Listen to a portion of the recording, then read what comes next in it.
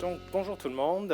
Merci beaucoup pour la présentation. Yuan Smauro, je travaille donc au producteur laitier du Canada. Puis aujourd'hui, l'objectif, c'est vraiment de venir vous présenter un peu le programme de lait, le programme national de lait de vache nourri à l'herbe. Pour l'instant, c'est un projet pilote. On l'a démarré au mois de novembre dernier officiellement, on l'a parti officiellement au mois de novembre dernier. Et pour la première année du projet, on va l'avoir en termes de projet pilote parce qu'on veut quand même tester le programme. Puis on veut voir certaines variabilités qu'il peut y avoir au courant d'une même année. Donc, au cours de ma présentation, je vais vous présenter un peu le contexte, donc comment est-ce qu'on en est arrivé à développer cette norme, cette nouvelle norme-là, les recherches et études qu'on a faites au courant de l'année, au courant des années précédentes pour justement monter cette étude, un bref aperçu du programme, la norme, ce qu'elle est en tant que telle, comment participer au programme, puis le processus de certification. En passant sur chacune de vos tables, je vous ai mis une pochette. La majorité d'entre vous devraient avoir mes contacts. Je suis la personne au PLC qui s'occupe de ce programme-là. Et vous avez, dans le fond, la dernière étape, la certification, vraiment les étapes qu'on a détaillées de l'idée au niveau du producteur jusqu'à la certification et ensuite les audits annuels.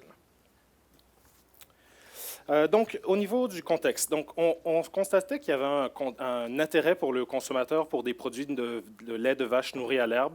On voyait qu'il y avait une certaine demande au Canada, aussi également dans d'autres pays, aux États-Unis, en Irlande, ainsi de suite. Puis, on voyait qu'il y avait les provinces, de un, les transformateurs demandaient pour ces produits-là, pour avoir accès à ce type de lait-là. Puis, on voyait qu'au niveau des provinces, de chacune des provinces, elles développaient un peu leur programme en silo et propre à elles. Donc, on avait deux provinces au niveau du Canada qui avaient développé un programme qui était donc l'Ontario, qui eux, c'est un programme vraiment par DFO, les Dairy Farmers of Ontario. Et en Colombie-Britannique, c'était un programme qui avait été développé en partenariat avec des détaillants. Donc, c'était certains producteurs avec des détaillants. Donc, nous, au niveau national, on a décidé de se réunir, après également avec la demande d'autres offices provinciaux, on a décidé de se réunir et de développer la norme au niveau canadien pour pouvoir offrir quelque chose d'uniforme à travers le Canada. Puis, pour ça, on a dû réaliser plusieurs études au courant des précédentes années. On a principalement fait trois grandes études. Une au niveau de la perception du consommateur. Comme je vous le disais, c'était vraiment de comprendre pour le consommateur qu'est-ce que c'est du lait de vache nourri à l'herbe. Ensuite, les coûts de production, donc combien ça coûterait au producteur de se tourner vers ce type de production-là. Et finalement, au niveau des biomarqueurs, qui nous est un indice, un indicateur pour pouvoir bien administrer la norme, également pour les organismes de certification, pour pouvoir bien s'assurer que tous les standards qu'on demande soient respectés dans le lait. C'est vraiment un indice. Donc, au niveau de la perception du consommateur, on constatait assez rapidement que quand on a fait des sondages avec le consommateur, on voyait qu'il y avait une exigence qui était importante au niveau du pâturage. C'était dans l'image du consommateur, il fallait voir des vaches dehors qui broutent de l'herbe. C'était essentiel. Également, au niveau de la consommation, de la ration des vaches, le consommateur s'attendait à ce qu'il y ait une majorité de la ration qui provienne de l'herbe. D'où la raison, nous, on a établi la cible à 75 donc le trois quarts de la ration. Également, on remarquait qu'il y avait les deux tiers des Canadiens étaient au courant de produits de lait de vache nourri à l'herbe, donc avaient accès à certains de ces produits. Mais d'un autre côté, on voyait que le prix, comme toujours, est un facteur qui pouvait être dissuasif dans l'achat de ces produits-là. Puis finalement, on voyait que le consommateur surestimait un petit peu les effets bénéfiques associés au lait de vache nourri à l'herbe, puisqu'il n'y a pas d'étude qui établit clairement que oui, buvez du lait de vache nourri à l'herbe et votre santé va s'améliorer de 200 Donc, on voyait que c'était quelque chose qui était très surestimé au niveau du consommateur. Au niveau des études de coûts, de l'étude de coûts, on a fait une enquête en ligne, donc par Internet et par téléphone. On avait dans notre échantillon 26 fermes parce que l'objectif, c'était vraiment de trouver des fermes qui utilisaient déjà une norme de lait de vache nourri à l'herbe. On se basait sur la norme ontarienne, la norme nationale et la base était la norme ontarienne. Donc, on devait trouver des fermes qui avaient des pratiques similaires, proches, ce qui a fait que la taille de notre échantillon n'était pas très élevée. Malheureusement, également, notre échantillon n'était pas très diversifié en termes de taille, de région à travers le Canada. Donc, malheureusement, les résultats n'ont pas été concluants. On les a quand même partagés avec les offices provinciaux. Donc, c'est de l'information que les offices provinciaux ont pour par la suite pouvoir déterminer quelle serait la prime pertinente pour les producteurs qui décident de se lancer dans cette aventure. Mais comme c'est ça, comme je vous le disais, les résultats au niveau des études de coûts, on n'avait pas un assez grand échantillon pour nous permettre d'en conclure quelque chose et d'établir un prix vraiment différent par rapport au lait conventionnel. Finalement, les études au niveau des biomarqueurs, ça, on a travaillé beaucoup avec des universités, avec des chercheurs également, qui nous ont fourni de l'information. Donc, c'était eux, à partir de eux qu'on s'abreuvait. Et on a identifié, dans le fond, le ratio. Là, je ne vais pas vous lire les types d'acides, mais en gros, c'est on regarde le ratio oméga 3 par rapport aux oméga 6 dans le lait conventionnel versus le lait de vache nourri à l'herbe. Et par la suite, donc, pourquoi je vous disais que c'était un projet pilote pour cette année, c'est parce qu'on veut également pouvoir regarder les variations saisonnières au courant d'une année et pouvoir soit rétablir cette norme-là, la cible, en fait, le ratio cible, soit pouvoir le mieux le fixer pour vraiment s'assurer que entre l'hiver et l'été, s'il y a des grandes différences, qu'on puisse avoir différents ratios. Et pour l'instant, je vais le renommer plus tard, mais pour l'instant, le ratio qu'on a établi, c'est lors des 12 premiers mois qu'un producteur a sa certification, on lui demande d'avoir un ratio de 3,5, donc d'oméga 6 sur oméga 3. Et lorsque c'est après les 12 premiers mois, on lui demande d'atteindre un ratio de 3. Donc, un aperçu du programme. Le programme, donc, on l'a élaboré en partenariat, comme je le mentionnais un peu, avec des chercheurs d'université, avec les associations provinciales de producteurs. Donc, les PLQ nous ont également aidés dans ce travail-là. Et également, on a demandé le conseil des associations de transformateurs qui ont bien voulu participer avec nous dans l'élaboration de cette norme-là. C'est une norme DPLC, mais on a demandé quand même le input de toute la chaîne de transformation du producteur et également des chercheurs. Au niveau des producteurs, nous, des PLC plutôt, pardonnez-moi, nous, c'est vraiment, on s'est occupé d'instaurer la norme et les lignes directives, donc de développer le cahier de charges. Et également, on s'occupe de la relation avec les organismes de certification. Donc, c'est les PLC qui vont accréditer les organismes de certification pour qu'elles puissent ensuite faire votre accréditation. Donc, vous ne pouvez pas, sur notre site Internet, on a pour l'instant deux organismes de certification et cette information-là, vous pourrez la trouver sur notre site. C'est vraiment ces deux organismes avec lesquels on travaille pour l'instant. On cherche à avoir d'autres organismes, mais pour l'instant, c'est juste ces deux-là. Je crois déjà sur votre table également, vous avez Ecocer qui a mis un pamphlet et également, on a Procer qui offre le service. Petite modification sur le pamphlet que vous avez sur votre bureau, c'est indiqué que c'est seulement pour les producteurs biologiques. Un petit bémol à mettre ici, c'est Ecocer ne fait que de la certification biologique, donc Ecocer offre le programme de lait de vache nourrie à l'herbe qu'aux producteurs biologiques, mais pour les producteurs qui ne sont pas biologiques, il y a également l'option Procer qui, elle, l'offre aux deux biologiques ou non biologiques conventionnels. Au niveau des organismes de certification, donc eux, leur travail, comme je mentionnais, ça va être de faire votre certification et de faire les audits annuels, de maintenir votre certification. Et les associations provinciales, elles, ça va être vraiment tout le travail administratif. Donc, comme je mentionnais, la prime, le déplacement du lait, s'assurer que dans les citernes, le lait est bien isolé. Et également, ça va être de s'assurer qu'il y a une demande pour ce type de lait-là dans votre région si vous êtes intéressé. Donc, vraiment, tout ce qui est plus administratif, c'est eux qui vont s'occuper de cette relation-là avec vous. Donc, la norme. On a 4 volets dans la norme.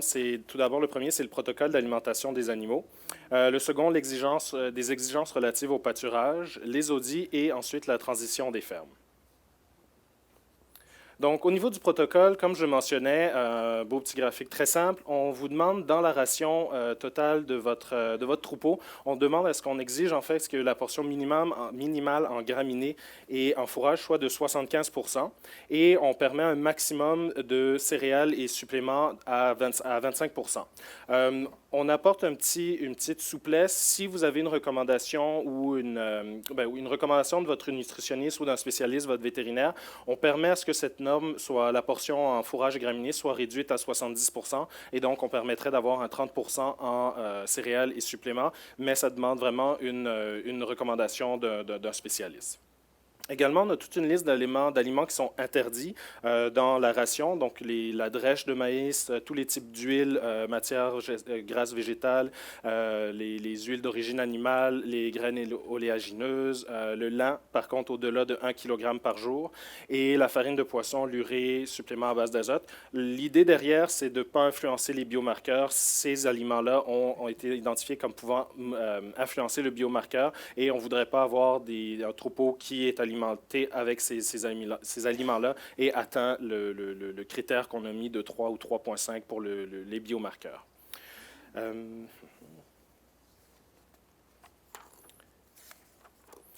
Donc, l'exigence relative au pâturage, vous remarquerez qu'il y a beaucoup de similarités avec le secteur biologique. Donc, on demande à ce que le troupeau ait accès au pâturage au moins 120 jours par année, sauf s'il y a indication contraire. Donc, si la météo n'est pas appropriée, si vous êtes dans une région où la saison estivale n'est pas aussi longue que 120 jours, à ce moment-là, il y a des dérogations qui sont permises. On demande par contre à ce que toutefois que les vaches aient accès à 6 heures par jour au pâturage durant la saison de pâturage. Bien entendu, encore une fois, si la météo est exécrable, le 6 heures est quand même flexible. Et également, on demande à ce qu'il y ait une zone de pâturage qui corresponde à 0,13 hectares par unité animale, donc par vache, ou 0,33 acres, qui est la même, si je ne me trompe pas, dans le biologique. Au niveau de la gestion même du pâturage, on vous demande à ce qu'il y ait une mise en place d'un plan de gestion de pâturage. Donc, on vous demande que votre pâturage soit géré comme une culture, que vous ayez une rotation, qu'il y ait une période de repos, une période de croissance pour votre pâturage. Et également, on permet à ce qu'il y ait une zone sacrifiée pendant la saison de pâturage, donc une zone de jachère, est permise durant la période de pâturage. Maintenant, au niveau des audits et de la vérification. Donc, les audits sont menés par l'organisme de certification. Ils vont être faits une fois par année. Durant ces audits-là, vous avez l'obligation de fournir toutes les pièces justificatives que l'organisme de certification vous demande, tous vos registres et ainsi de suite. Également, vous allez avoir une inspection obligatoire sur votre ferme par année. C'est le minimum. Dans le cadre de l'audit, l'organisme de certification peut vous transmettre ou vous demander à ce que vous ayez un plan de mesure corrective. Donc, s'il constate qu'il y a certaines déviations par rapport au standard, il peut vous demander de mettre en place des mesures correctives. Le producteur a 90 jours pour répondre à ces mesures correctives. Ça peut être répondu de façon positive comme négative. Mais pendant cette période-là, par contre, le lait ne sera pas certifié comme du lait de vache nourrie à l'herbe. Donc, la certification sera suspendue durant cette période-là. Également, l'organisme de certification peut vous demander des audits subséquents au travers de cette période de 90 jours. Pendant les mesures correctives, donc comme je mentionnais, la certification va être suspendue et le lait ne sera pas vendu comme du lait de vache nourrie à l'herbe. Et donc, oui, j'ai déjà tout dit ça. Excellent. Ouais. Au niveau des biomarqueurs, donc je le mentionnais, donc on va faire des analyses aux 2 mois qui va être demandé, donc 6 fois par année. Le 2 mois n'est pas fixe, là, mais ça va être 6 fois par année. On va demander à ce qu'il y ait un échantillonnage de votre lait qui soit fait et qu'on puisse vérifier les critères d'oméga 6 par rapport aux oméga 3. Comme je le mentionnais, pour les 12 premiers mois, ça va être un critère de 3,5 et par la suite, c'est un niveau de 3 qu'on va vous demander. Et puis, comme je le mentionnais, c'est ça, on a travaillé avec, pour établir ces biomarqueurs-là, on a travaillé avec l'Université de Guelph, qui avait fait des prélèvements. Comme je vous le mentionnais aussi, on a travaillé beaucoup en partant avec la certification ontarienne pour mettre la nationale. Et dans le fond, on s'est vraiment basé sur leurs recommandations pour établir le niveau que vous voyez. Et on permet à ce qu'il y ait une variation de plus 5. Donc, les 12 premiers mois, vous pouvez monter jusqu'à 4. Et par la suite, vous pouvez monter jusqu'à 3,5. C'est ce qui est permis dans le standard.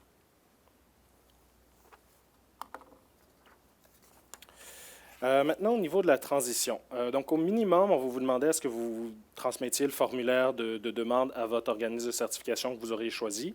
On vous demande ce que vous remplissiez un plan de gestion de pâturage. Vraiment, les organismes de certification, on leur a déjà fourni tous les éléments nécessaires pour que vous puissiez faire une demande. On a développé ça au PLC en collaboration avec un des organismes de certification. Puis ensuite, nous, on l'a rendu disponible à chacun des organismes de certification. Donc, toute la documentation qu'ils vont vous soumettre a déjà été approuvée par les PLC. Et lorsqu'un organisme de certification fait une demande pour pouvoir offrir cette certification-là, on leur demande, on contre-vérifie leur formulaire. Donc, également aussi, on va vous demander un protocole d'alimentation des animaux, puis tout autre document que l'organisme de certification demande, on vous demande à ce que vous leur transmettiez. Le producteur, par la suite, comme je mentionnais, va avoir une inspection à sa ferme qui va être réalisée par l'organisme de certification. Et une fois que vous aurez fait l'étape d'inspection à la ferme, à ce moment-là, l'organisme de certification va demander, dans le cas ici au PLQ, de faire un échantillonnage de votre lait. Donc, d'avoir 2 analyses qui soient faites sur votre lait, 2 analyses consécutives. Et il faut que les résultats de ces 2 analyses-là soient en bas de 3,5 pour que vous ayez accès à la certification. Si, dans le fond, l'inspection et les analyses reviennent positives, à ce moment-là, la certification va vous être délivrée par l'organisme de certification. Donc ici, la participation au programme, je vous ai mis notre site web. Il est assez long. Je vous dirais plutôt de googler. Ça va être beaucoup plus rapide à les PLC. Sinon, comme je vous mentionnais, dans le pamphlet que je vous ai remis, il y a ma carte d'affaires. Donc, vous pouvez m'écrire un courriel. Vous allez avoir vraiment toutes les étapes. Comment partir de juste l'idée de se dire je voudrais possiblement faire du lait de vache nourri à l'herbe et participer à cette certification-là, jusqu'à vous recevez votre certification et qu'est-ce qui se passe dans les années subséquentes. Je vais passer avec vous au travers de chacune des étapes. La première étape, donc, ça va être, on vous conseille, et vous avez cette feuille-là avec vous, ça va être de communiquer. Si vous avez des questions, de communiquer avec les PLC. On pourra vous transmettre le standard. On va pouvoir vous transmettre également les lignes directives. On va pouvoir répondre à vos questions. Une fois que vous avez fait cette étape-là, la deuxième étape, c'est vraiment de communiquer avec votre association provinciale, donc les PLQ ici. Pourquoi est-ce qu'on vous demande ça? Parce qu'on ne voudrait pas produire du lait de vache nourri à l'herbe et qu'il n'y ait pas de demande. Donc, l'un des rôles des PLQ va être de s'assurer que dans votre région, dans le lieu où est-ce que vous êtes, bien, il y a un transformateur qui, lui, est intéressé à à transformer ce lait-là et à en faire la mise en marché. Une fois que les PLQ vous donnent le feu vert ou trouvent d'autres producteurs dans votre région et un transformateur, à ce moment-là, l'étape suivante, ça va être, comme je mentionnais, de communiquer avec un organisme de certification. Nous en avons 2, je vais le répéter, Procer et Écocer. Si vous êtes uniquement si vous faites que si vous faites du conventionnel, vous avez que Procer, et si vous faites du bio, bien, vous avez les 2 options qui sont offertes à vous. Et sur notre site web, vous allez également retrouver tous les contacts pour chacun de ces 2 organismes. L'organisme de certification, ensuite, va vous transmettre les formulaires. Vous allez les remplir, les retourner auprès de l'organisme et lui, à ce moment-là, va pouvoir faire la vérification et vous proposer une date pour une inspection. Une fois que l'inspection a été faite, puis je m'excuse, je répète, mais c'est vraiment pour que vous compreniez vraiment chacune des étapes. Une fois que l'inspection est faite, à ce moment-là, l'organisme de certification va demander au PLQ de faire 2 analyses. Et une fois que les résultats de ces analyses, juste pour votre information, elles seront communiquées à l'organisme de certification. Elles vous seront communiquées. Les PLQ en auront une copie également et les PLC vont en avoir également une copie. Pourquoi est-ce que les PLC, on demande d'avoir une copie? C'est principalement pour pouvoir suivre, pouvoir adopter ou modifier la norme dans les années futures pour pouvoir s'assurer que ça répond aux variations saisonnières. Une fois que vos prélèvements sont revenus en bas du seuil de 3,5, une fois que l'inspection s'est bien déroulée et que l'organisme de certification va vous transmettre votre accréditation, les PLC, on va avoir votre numéro d'accréditation et par la suite, votre lait va être simplement ramassé par les PLQ dans un camion bien séparé et va être envoyé chez un transformateur pour être transformé. Après ça, comme je mentionnais, une fois par année, vous aurez un audit fait par l'organisme de certification au moins une fois par année et l'inspection également. Et au courant de l'année, si les résultats de vos biomarqueurs reviennent supérieurs à 3,5 pour les 12 premiers mois ou à 3 par la suite, s'ils reviennent supérieurs, à ce moment-là, nous, les PLC, on va en être informés, les PLQ également, et à ce moment-là, on peut demander à l'organisme de certification d'aller faire une inspection ou d'aller offrir un certain conseil pour que le producteur puisse revenir dans les seuils qu'on a déterminés. Et comme je mentionnais tout en bas, donc si l'inspection subséquente revient et que l'organisme de certification vous dit, ben, voici quelques mesures correctives que vous devez appliquer. Comme je mentionnais, vous avez 90 jours pour les mettre en œuvre. Pendant cette période-là, le lait n'est pas collecté comme du lait de vache nourrie à l'herbe. Et il y a toujours une possibilité que si vous êtes, si vous n'êtes pas en accord avec les exigences que l'organisme de certification vous demande, à ce moment-là, vous pouvez toujours, les PLC sont le dernier recours, donc vous pouvez toujours communiquer avec les PLC et votre dossier sera traité au sein des PLC pour regarder est-ce que les exigences qui sont demandées par l'organisme sont trop élevées ou non. Donc, ceci mettrait fin à ma présentation. Je ne sais pas si vous auriez des questions. Bonjour. Bonjour. Votre norme, c'est des vaches, c'est du lait nourri au pâturage ou c'est à l'herbe? C'est à l'herbe. Bien entendu. Ben, au fourrage ou au pâturage? C'est... Non, mais c'est pas la même affaire. Ce que vous avez dit là, c'est pas du... En tout cas, oui. On permet à ce que, L'important pour nous, quand on a développé la norme, c'était, comme je vous le mentionnais, le consommateur, il veut voir des vaches dehors. Fait que c'est du pâturage. C'est du pâturage, mais pendant la saison, hors de la saison estivale, puis à ce moment-là, le fourrage est permis. OK. Parce que de la manière que c'est écrit là, moi, je peux sortir des vaches d'un clos, je lui mets une balle ronde, ils sont dehors, puis je suis certifié. Pardonnez-moi, comment vous voulez dire ça? De la manière que votre norme est faite, là, de la manière que c'est écrit, là, moi, je sors des vaches dans un clos, je fais une clôture autour, je mets des balles rondes, puis je vais correspondre aux normes parfaitement. Oui. C'est pas de l'herbe, là. C'est des balles rondes qui pourraient manger dehors ou en dedans, là, mais c'est ça. Oui, non, je comprends.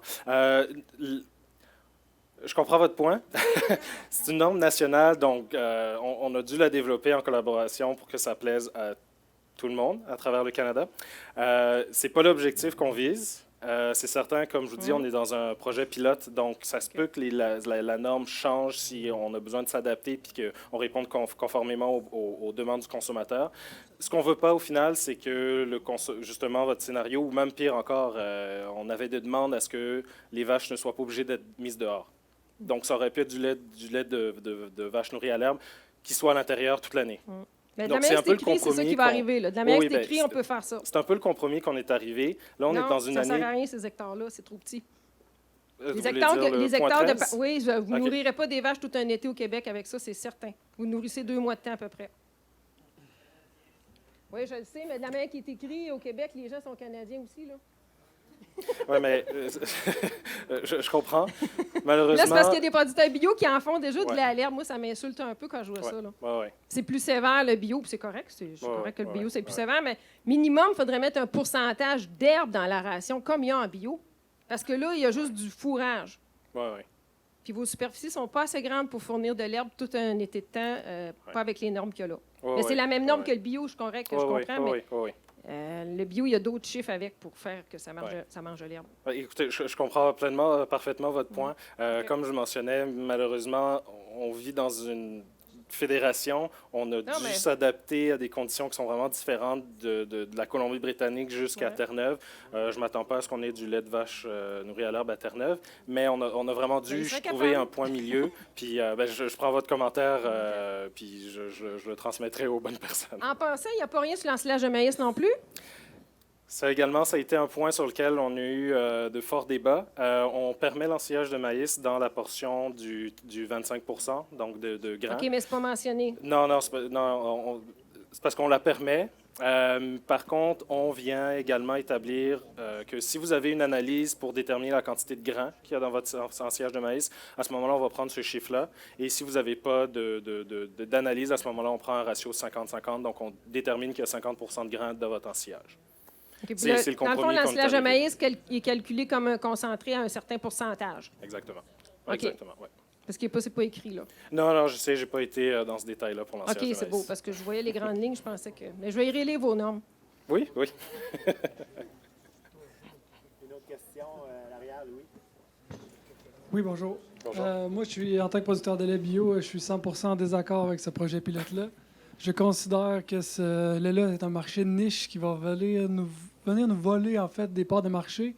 C'est juste une façon pour les producteurs conventionnels d'aller chercher du lait bio. Si les gens veulent du lait à l'herbe, ils ont juste à consommer du lait biologique, c'est déjà dans nos normes.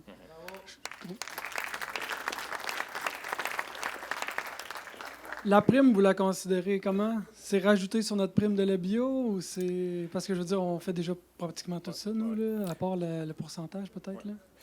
Moi, en tant que pour travailler pour les producteurs laitiers du Canada, on ne s'occupe pas de la prime. Nous, on a vraiment été, on a été là pour mettre la norme en place à travers le Canada. Ça va être les PLQ qui vont s'occuper de déterminer la prime en collaboration avec les producteurs.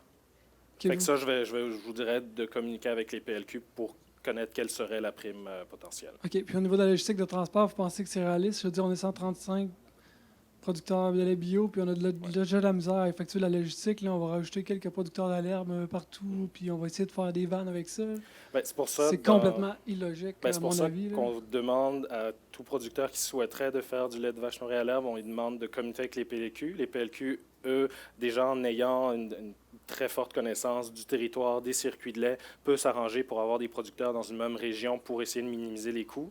Et je vous dirais, pour avoir eu un passé à travailler avec le Conseil des industriels laitiers, la convention de mise en marché également, si un producteur demande ce type de lait-là, si un transformateur demande ce type de lait-là, souvent les coûts de livraison de ce lait-là sont... il y a une petite portion qui est payée par les PLQ, mais le gros de la facture est payé par le transformateur. Fait que mon impression, c'est que ça tournerait dans ce sens-là pour quelqu'un qui demande un lait de spécialité. OK. Puis moi, il y a une dernière chose que j'aimerais mettre un point dessus. Là. Vous avez dit que 2/3 des personnes ont accès à du lait à l'herbe. Non, connaissent les produits de lait de vache nourrie à l'herbe. Fait que, par exemple, en Ontario, c'est des produits qui se retrouvent déjà en étalage parce que l'Ontario avait déjà mis en place une certification. Donc, il y a les consommateurs, par exemple, en Ontario, ont une meilleure connaissance de ces produits-là. En Colombie-Britannique également. Au Québec, il y a quelques produits ontariens qui se retrouvent sur les étalages québécoises. Par exemple, moi, j'ai vu du beurre de lait de vache nourrie à l'herbe. Mais je vous dirais que c'est assez variable selon la province. Ouais, ma question, ou en fait, mon commentaire, il est plus, avez-vous questionné les gens, en général, là, les gens qui ne sont pas de la campagne, là, qui viennent de Montréal, tout ça, si le lait est fait avec de l'herbe? Parce que dans les publicités qu'on a, là, des producteurs de lait, tout ça, là, c'est toujours des beaux pâturages, le gars qui sort dehors avec ses vaches. Ça n'existe plus en production conventionnelle. Là. Je veux dire, vous ferez un sondage à des gens qui disent si leur lait est à l'herbe, ils vont dire, ben oui, les vaches mangent de l'herbe, tu sais, mais en vrai, là, c'est pas ça. Là. Ouais. Fait que, tu sais, ces statistiques-là, ça vaut pas grand-chose pour moi, là. Ben, de dire qu'il y a il y a 66% des Canadiens qui connaissent le produit. Qui pensent, qui boivent du lait qui vient de l'herbe. Pour ne pas avoir... J'ai pas participé dans l'étape de recherche. Ça, c'est quelque chose qu'on donne à une firme externe. Mais moi, je m'attends à ce que le consommateur avait déjà eu accès ou a déjà vu une barquette de beurre écrit en gros dessus. Puis, pour moi-même l'avoir remarqué, c'est écrit en gros lait de vache nourrie à l'herbe. Fait que, ça, c'est un consommateur qui va dire « Oui, je connais ce produit-là ». Est-ce que je l'ai acheté? Est-ce que je l'ai consommé? Ça, c'est autre chose. Est-ce que je suis conscient que la vache n'a pas forcément accès à l'extérieur ou broute de l'herbe? Ça, je vous dirais que c'est vraiment autre chose. Là. 2/3, moi, je crois pas ça. OK. Pas de problème. Une dernière question. Serge Fortin, conseiller Lactanet au Lac-Saint-Jean. Les producteurs qui déjà envoient le vache au pâturage, au nord du Lac-Saint-Jean, on a un climat quand même assez nordique. Le lait est très riche en été en oméga 3 et en oméga 6 pour avoir eu des producteurs qui ont fait faire des tests. Quand est-ce que vous allez valoriser ce lait-là quand il est déjà très riche et très condensé en ces bons oligo-éléments-là? Parce que déjà là, pas d'ensilage de maïs, puis pas de maïs grain dans la ration, puis pas de soya dans la ration.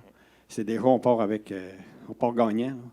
Donc, de valoriser le lait bio avec ces éléments-là, puis de faire de la publicité, j'espère qu'un jour, on va voir ça pour que le consommateur vraiment fasse ses choix puis qu'il justifie. Vous voulez dire de mettre une norme ou une certification plutôt pour ce genre de de le valoriser parce que au PLQ, là, de lui dire que le lait en hiver, là, parce que le lait en hiver, les conventionnels, c'est fait avec du maïs en silage, du maïs grain, puis du soya. Puis là, dans ces moments-là, là, les ratios que vous dites là, ils vont être durs à faire là, si tu ne changes pas ta ration là, en hiver. Fait que du lait nourri à l'herbe, à ce moment-là, ça vaut quoi? Ça vaut le temps que les vaches consomment de l'herbe. Puis à part de ça, les rations d'hiver, il y a tellement de différence entre les rations d'hiver et les rations d'été. Je transmettrai votre message au PLQ, par contre. Merci. Parfait. Merci beaucoup.